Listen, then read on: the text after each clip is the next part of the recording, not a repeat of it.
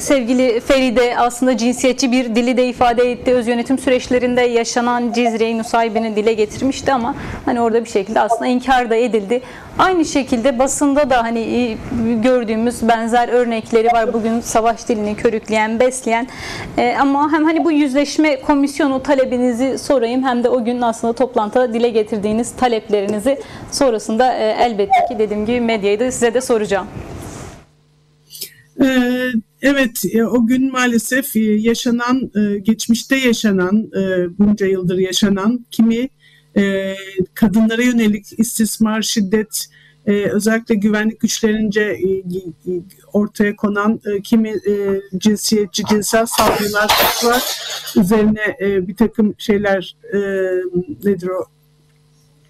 Bir takım örneklerden bahsediyordu Feride. Tam o anda maalesef bir tahammülsüzlük gösterdi vekiller ve seslerini yükseltmeye başladılar.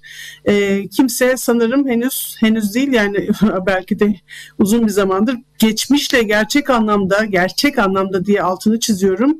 Yüzleşmeye hazır değil. Orada bizim metnimizde geçen şuydu. Sonuçta bu iddialar soruşturulsun. Bu iddialar soruşturulmadan gerçek anlamda bir sonuç, gerçek anlamda bir barış kurmak mümkün olmayacaktır. Çünkü biliyorsunuz yani bugün yaşanan kadınlara yönelik genç kadınların hatta çocuk yaşta kız çocukların yaşadıkları pek çok cinsel suçlar, saldırılar da örtbas ediliyor. Yeterince üzerine gidilmiyor, sonuçsuz kalıyor. Dolayısıyla bütün bu geçmişte yaşananların soruşturulmaması, cezasızlık politikalarının bugüne yansıması olarak görüyoruz bütün bunları. Yani gerçek anlamda bir barış ortamını yaratmak için öncelikle bütün bu geçmişte yaşananların araştırılması, soruşturulması gerekiyor ve bunu dillendirirken itirazlar yükseldi. Hatta işte bayağı bir şiddetli itirazlar yükseldi diyeyim ben size ve bayağı bir ortam gerildi. Meclis Başkanı da geçmişin yaralarını geçmişi geçmişte bırakmak gerektiğine dair kimi sözler sarf etti. Ben de tekrar söylüyorum hani geçmişi burada kanırtmak, geçmişi tekrar yaraları deşmek, durduk yere bunlardan bahsetmek değildi amacımız. Amacımız geçmişte sonuçsuz kalan kimi istismarların, kimi saldırıların, cinsel saldırıların, cinsel suçların bir şekilde soruşturulması, araştırılması, bunların bir daha yaşanmaması için gereken önlemlerin alınmasıydı. Bütün hani demin ilk başta sevgili Nezahat de bahsetti Kolombiya'da diğer ülkelerdeki barış süreçlerinden. Bütün bunlar gerçekleştirilen şeyler. Yani yüzleşmelerde geçmişe dair yapılan kimi güvenlik görevlilerinin, üniformalıların işlediği kimi suçların soruşturulması da çözüm süreçlerinde gerçekleştirilen şeyler. Yani istediğimiz çok böyle hani üstelik bunlar bir iddia ve soruşturulması gerektiğini söyledik. Ve bunlar basına yansıyan iddialardı. Oysa ki böyle düşünemezsiniz. Bunlar sizin görüşünüzdendi.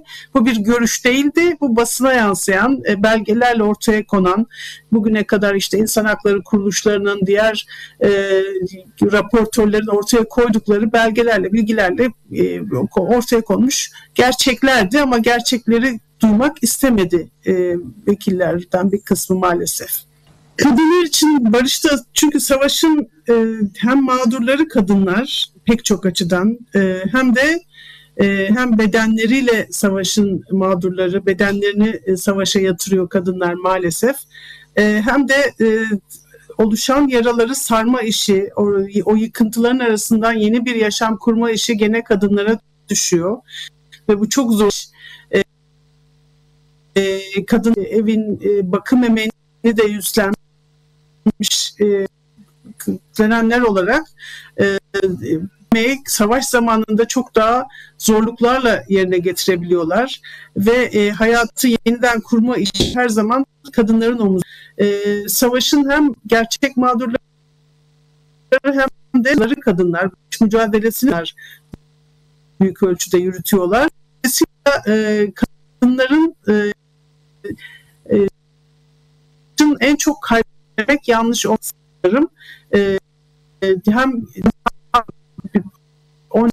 kaybı vesaire bütün kaybların ötesinde kadınlar savaşın tüm yükünü, sonrasında yaşanan tüm yıkıntıları ve işte bir yandan da taşımakla yükümlü oluyorlar. Bir yandan da demin de bahsettiğimiz savaş aynı zamanda erkekliği de kışkırtan bir ortam yaratıyor. Zaten çok erkek bir toplumuz hele bizim gibi toplumlarda, ama savaş ortamlarında militarizmle beraber erkekliğin de şaha kalktığını, çok daha kendine güçlenecek bir alan bulduğunu görüyoruz ve bu da kadınlara şiddet olarak, cinsel şiddet olarak, istismar olarak ve şiddetin türlü biçimleri olarak dönüyor. İşte bu zaten mecliste de işte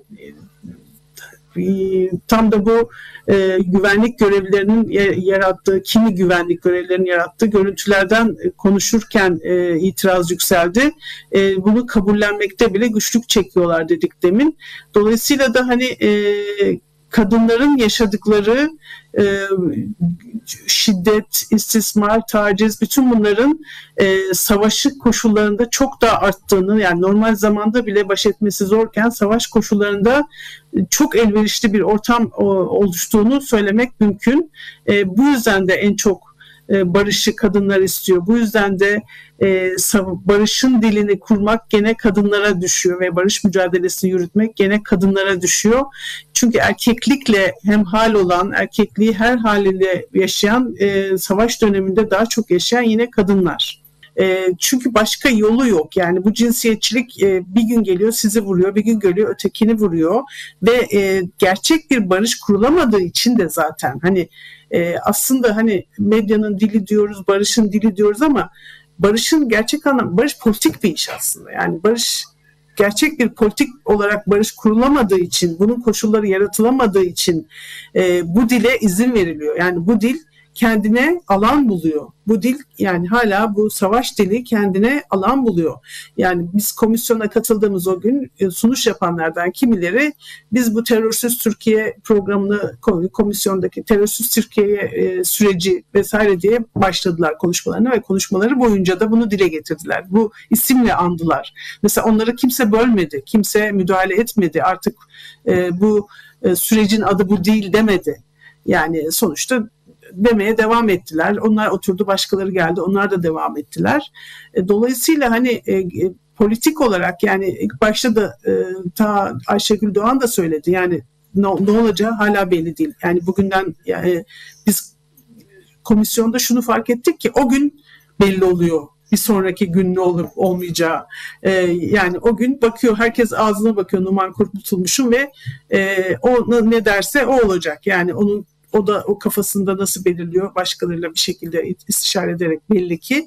Dolayısıyla böyle bir planlanmış, programlanmış gerçek bir politik proje olarak, gerçek bir politik duruş olarak bir barış inşası süreci yürütülemediği için bütün bu tezahürler bunun tezahürü ve her yerden maalesef pırtlıyor böyle içteki savaş dili, savaş şiddete dair dil ve bir yandan da kendini bu şekilde var eden kimi siyasiler var. Yani sonuçta durduğu yer barışın olmamasına bağlı olarak bir kendine yer buluyor. Yani barış olduğunda kendine yer bulamayacak siyasi arenada.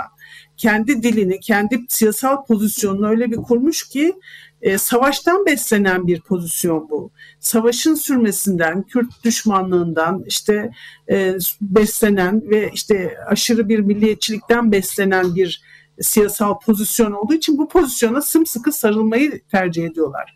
Ve gerçek anlamda bir siyasal politik bir barış dili, barış mücadelesi yürütülmediği için de, barış inşası yürütülmediği için de kendilerine gün doğuyor bir şekilde. Bu ortamı sürekli bulup oradan yürümeye devam ediyorlar. Dolayısıyla da hani medya, tabii ki gazetecilerin, medyanın dikkat etmesi çok önemli. Burada söylenen herkese, her şeye katılıyorum.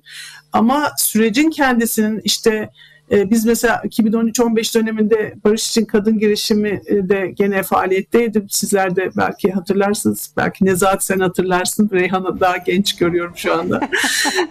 Dolayısıyla da o dönemde de mesela kalıcı, şeffaf ve kadınların müdahil olduğu bir barış diye altını sürekli çiziyorduk. Yani şeffaf, kalıcı, kadınların müdahil olduğu ve sahici bir barış. Yani ya buradaki sahici gerçekten hani barış için gerekli şeyler çok belli. Yani savaşan taraflar var ve bunların barışması gerekiyor. Ve bunların barışmasında koşulları ortada. Dünya deneyimlerini herkes biliyor. O konuda da sonuçlar yapıldı. Okuduk, yazdık. Yani böyle hani dünya yeniden keşfetmeye de gerek yok. Her şey çok ortada. Bunlar yapılmadığı için, top sürekli taca atıldığı için o taca atılan topu da alıp başka yerlere fırlatanlar oluyor yani maalesef ve buna izin veren bir ortam doğuyor. Şimdi bir yandan o dönemin politik ve toplumsal atmosferiyle bu dönem arasında dünya kadar fark var. Bunu da göz ardı etmemek lazım. Toplum diye bir şey yok şu anda. Toplum neye rıza gösteriyor ki barışa göstersin? Yani toplumun canı çok yanıyor ve sesini çıkaramıyor. Enflasyon, işsizlik, yoksulluk, yani çok daha alt sınıfların çok daha kötü duruma geldiği bir ortamda yaşıyoruz. Yani toplum yok. Toplumun sesi de duyulmuyor, talepleri de ortaya konmuyor. Yani dolayısıyla böyle bir ortamda şimdi 2013-15'i yaşayan biri olarak çok coşkulu bir ortamdı ve umut vardı. Şu anda bir otoriter rejim içerisinde yaşıyoruz ve bütün dünyaya da yayılmış bir otoriterlikten bahsediyoruz. Yani hani Avrupa Birliği vesaire hiçbir hani ne bileyim insan hakları mahkemeleri şunlar bunlar o dönemde raporlar hazırlarlardı. Denetime geldiklerinde herkes bir kendine gelirdi.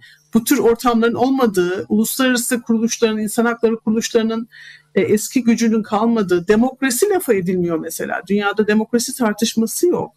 Dolayısıyla da hani şimdi toplum ne desin toplum? Hani gerçekten toplum ne diyebiliyor ki buna desin?